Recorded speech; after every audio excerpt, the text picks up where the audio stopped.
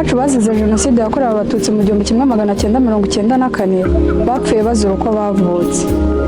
Twibuke twiyubaka duharanira ko jenoside itazongera kubaho ukundi. Impore Rwanda. Remember our beloved ones who were the victim of the 1994 genocide against Tutsi, who were dead simply because of how they were born. Let us remember as rebuilding ourselves, striving to ensure that genocide never happen again. Stay strong, Rwanda.